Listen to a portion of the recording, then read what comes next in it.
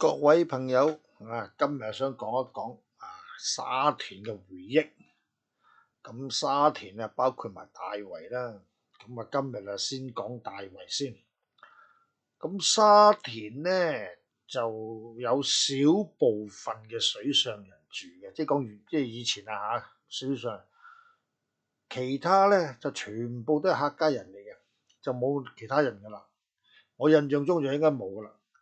咁咧啲客家人咧就住啲好騎呢好山邊好遠咁啊。咁我逐一講一講今日講講個大圍。咁而家你見到大圍啦咁火車站嗰邊咧其實全部都海嚟嘅，即係近山邊嗰邊咧就有啲原居民。我頭先都講啦，都係客家人啦佢哋係住山邊嘅，有啲就有啲好偏僻嘅地方搬落嚟住已經。咁今日講一講有一個地方叫做銅鑼灣村。咁銅鑼灣村咧就原來咧仲有一個好獨特，我諗香港剩翻一間噶啦，就係仲有人看墳墓嘅職業。哇！有冇搞錯啊？做看墳墓嘅職業都仲有嘅？冇錯，就係有個李氏古墓。咁咧佢就到而家都仲有請啲人翻嚟看住個墳。咁個墳喺邊度咁誇張咧？就喺銅鑼灣山路嗰個話好似森林嘅地方，嗰間屋裏邊唔起眼嘅，唔識啲人咧就望唔到嘅。咁我哋首先做一個恐怖少少嘅夜探去先夜探去。夜探去咧，見唔見到一個好似神像咁嘅咧？呢個就係客家人嘅神像，叫八婆廟，係八婆叔婆個婆伯父嘅伯。咁八婆廟側邊咧就有條路咧，就上個好細嘅山仔。咁嗰個山仔上面有間屋叫咩名咧就叫玉山草堂。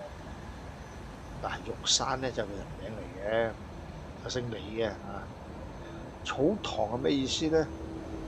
草堂就以前嗰啲人即係謙虛講句我嘅茅舍我嘅屋仔咁樣，或者我嘅草屋咁好謙虛講啦。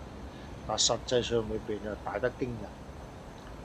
咁同埋呢間屋咧，佢起嚟就唔係住人嘅，就最主要就係拜山嗰時咀嚼腳同埋平時人看住個山墳。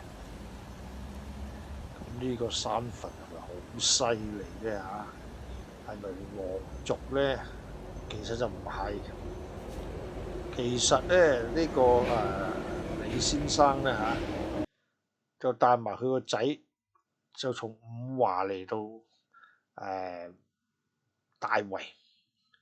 咁五華廣東五華啦喺大圍裏邊咧都仲有一族好出名嘅人，就係曾大屋。大圍都有兩個姓嘅都係兩個姓曾嘅，都係客家人嚟嘅，但係就唔同祖宗嘅。曾大屋咧亦都係五華人。呢個李氏古墓亦都係五華人。玉山草堂咧建造嘅年份咧就係1918年。當時就葬咗李玉山夫婦啦，所以改個名叫玉山草堂。銅鑼灣村咧，除咗有個八婆廟之外咧，原來左手邊個路口咧都有個八公廟嘅。咁八公廟就有對麒麟左右都有麒麟望住嘅。咁通常咧客家村咧都有啲叫做八公石八公廟啲咁嘅嘢。咁但係如果男八公同女八公分開咧，我係第一次見。通常都擺埋一齊嘅。咁再簡陋啲咧，就求其揾到一嚿你感覺做係神石嘅嘢，係感覺咋我見過一個好大嘅八公石，咁喺邊度咧？